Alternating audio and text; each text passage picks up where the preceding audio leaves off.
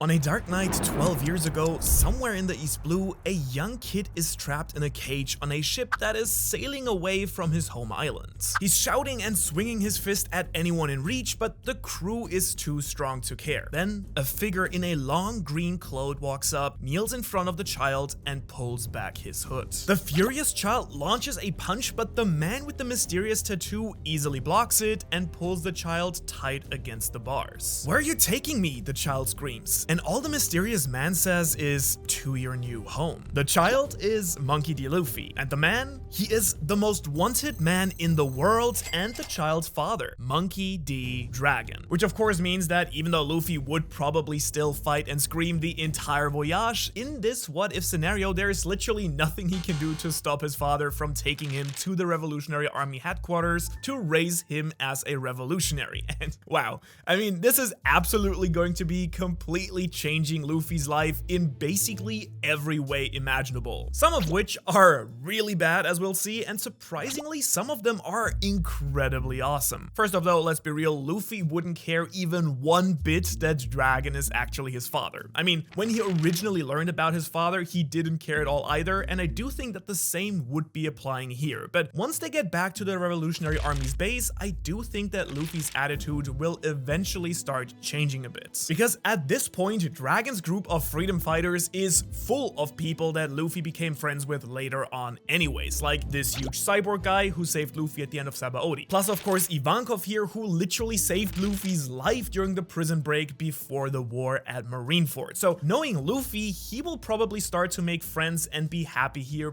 pretty quickly, because if you remember from his original flashback, Luffy truly just wanted to have some friends to hang out with all along. So maybe coming to his father's base might actually have been a good thing. I mean, he'll definitely find some way better mentors than the band of mountain bandits here. But that's of course only the start of things, because you will not believe how much stronger Revolutionary Army Luffy is actually going to become. First of all, we all can assume that Dragon does know Haki, of course, so he'll definitely teach Luffy the basics as he grows up quite a lot earlier. So basically, we can add armament and observation Haki to young Luffy's arsenal. Plus, there are also other characters with devil fruits at the Revolutionaries base, so they might be able to help Luffy master his powers a lot faster, since he didn't really know anyone else with a devil fruit back on his home islands. And on top of that, there are also other fighting styles that Luffy could learn here. For example, this revolutionary fishman is a master of the so-called fishman karate, which is used by the fishmen to control water, but is also an extremely strong martial arts form in general.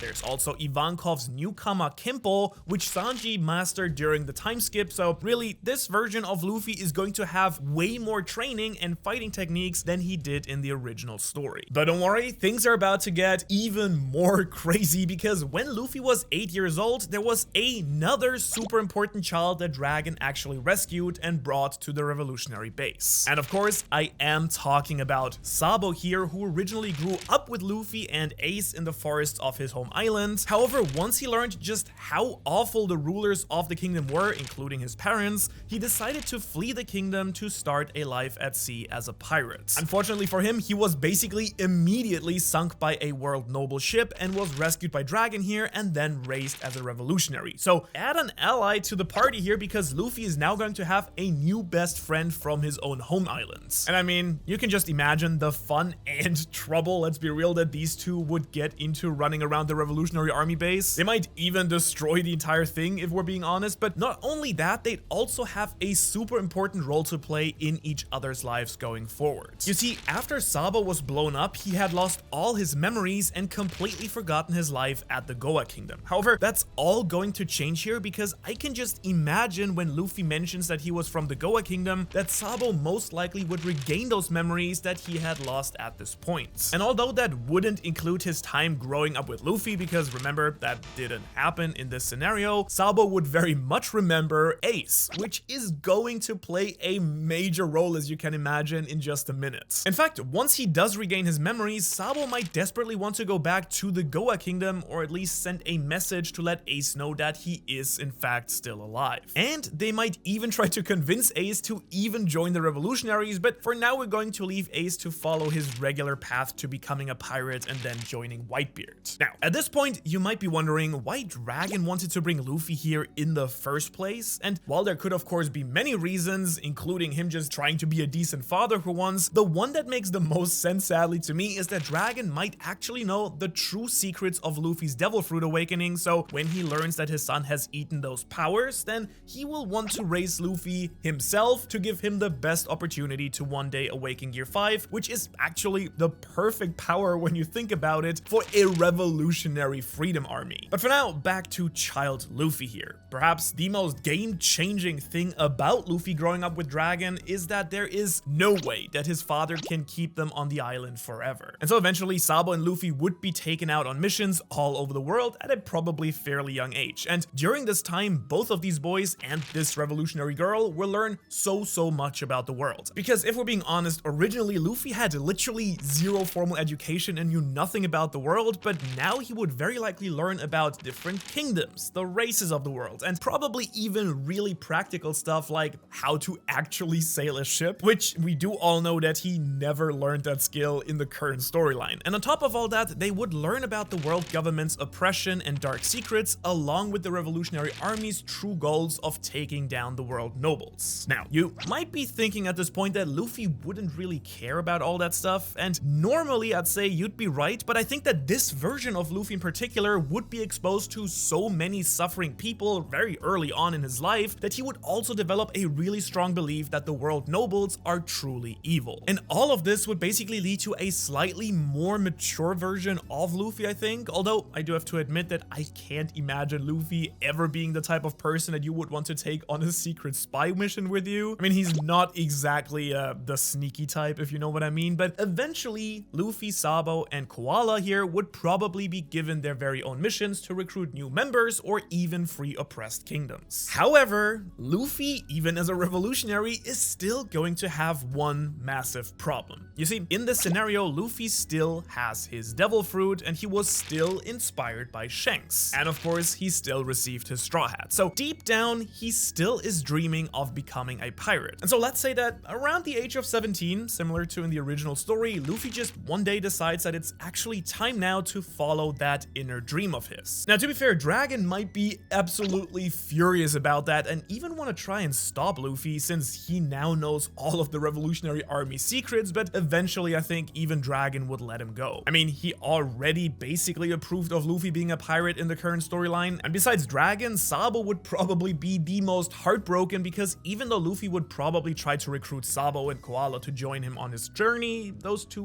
would probably stick around with the revolutionaries for now. But of course, Luffy simply can't set sail on his own, at least not straight from the Grand Line, so let's say that the revolutionaries drop him off back in the East Blue and he starts his journey pretty much like in the normal story. And so while his adventure initially is going to start out exactly the same, you're going to be shocked at how quickly revolutionary Luffy's pirate adventure is going to end. But first, I still think that he recruits his crewmates like normal, so hop on board. Everyone, with the only main difference in the East Blue being that Luffy is way stronger since he now basically already is pretty decent at hockey. So he would fly through his enemies here, freeing the villages from the bad guys, and his father would probably be pretty proud here. And even this man here who gave Luffy his first real defeat would simply be no match for this hockey and karate buff version of Luffy, which means that most of the pre-time skip arcs will continue like normal, although there are a few super important changes that would just make too much sense with this more mature and politically aware Luffy. For example, in Alabasta, Luffy might just call up Sabo and let him know what is going on with the Civil War. And if the revolutionaries knew about this, they might even come and help stop the people from destroying each other alongside Luffy and the crew, which of course would also be the perfect opportunity for Sabo to reunite with Ace, since Ace, as we know, was also briefly present here. And that of course means that Luffy gets to meet the fiery brother that he never had in this version, which is going to play a really big role in the story later on. Now, besides that though, there's really not a whole lot that would change during the pre-time skip arcs. That is, of course, until we reach the government island of Enies Lobby, where Luffy and the crew try to save Robin from these secret agents. And if we're keeping up with the idea that Luffy and Sabo are in frequent contact still, then I can see the revolutionaries taking advantage of the chaos on the government island here. Maybe they sneak in and steal some valuable information or something like that. So after the Straw Hats rescue Robin, we reach the first major change during Luffy's encounter with the former revolutionary Kuma on Thriller Bark. But first of all, since Luffy's already way stronger at this point, he'd probably have a very easy time defeating this shadow guy, which means that he will be awake for the epic confrontation at the end of this arc. Now, I won't get too heavy into manga spoilers here, but this scene hits quite a way harder with what we recently learned about Kuma now, and I cannot even imagine how much it would break Luffy to see that his friend Kuma has now been turned into a government slave. But of course, we also now have to ask if Kuma would ever follow through with his orders and actually try to kill Luffy, though to be fair, that's even questionable in the original story. Because you do have to remember that for the purposes of this video, Luffy did grow up with the revolutionaries and would definitely have known Kuma really well. And so the warlord here might just straight up refuse to kill his former friend, so it's entirely possible that we never get the nothing happened moment in this version of the story. And of course, on top of that, I can say that the most devastating moments in the entire story would also be very different here. Because Sabaody is the point in the story where the Straw Hats truly learn just how evil the Celestial Dragons are and exactly how outmatched they would be when facing the Admirals. And so considering that this time around Luffy actually knows about the World Nobles, he might go even further than just punching this guy and might just straight up kill this man, which is extreme, yeah, I know, but Revolutionary Luffy has seen a lot of stuff and is a quite different man. But that's just the first possible change here, because we also simply have to reevaluate what would happen at the end of this arc. Because before, Luffy and the crew just straight up did not trust Kuma at all, so when he came in making everyone disappear, there was major panic. But in this scenario right now, Luffy should be able to figure out pretty quickly that Kuma is just trying to help them. So instead of absolutely losing their minds as Kuma sends each member away, they might be a lot more willing to actually go along with what Kuma was doing here. However, that's just the start of the insanity, because now things are really going to heat up for Revolutionary Luffy, because at this point, I do think that Kuma would change where he sends Luffy, and instead of landing on Amazon Lily as he did in the original story, Luffy instead lands where he grew up, and that's of course at the Revolutionary Army base on the island of Baltigo. That's of course assuming that Kuma knows where the current base was in Baltigo, but let's just imagine that he does. So Luffy crash lands on his father's doorstep, which of course he probably would not like at all. But much more importantly, he will very soon learn about a major world event that is going to change everything. And that's of course because it is at this time that the news rapidly spread about Ace's capture and execution date. And even though in this version Luffy did not grow up with Ace, Sabo did for most of his childhood. And I do think that both of them would absolutely want to free Ace, which does mean that the revolutionaries are going to suit up for battle. And while Dragon might say that a full-on assault on Impel Down is way too risky, I could see them joining the chaotic war at Marineford. So do get ready, because Luffy and Sabo are about to crash this massive party. And while the thought of Dragon just straight up showing up and fighting at Marineford might be pretty awesome, I do think he might also take just advantage of the distraction to himself sneak into Impel Down himself and free his second in command, Ivankov. But back to the war for now. Because with Luffy and Sabo here to fight, they quickly team up with the Whitebeard allies and try to free Ace. And while I don't really think that the revolutionaries would send their entire army here, as long as they have a small enough squad of powerful fighters present, like the Revolutionary Army commanders, they should be able to make a major impact in this battle. In fact, when you think about it, Bello Betty, one of the commander's powers here, might just be perfect for an all-out war just like this, since she can encourage the allies to fight even harder and pump up their power with her devil fruit. Plus, on top of that, with our now super upgraded version of Luffy and an equally powerful Sabo, I really think that they are strong enough to free Ace and survive as well. And since we're already here, let's say that Luffy goes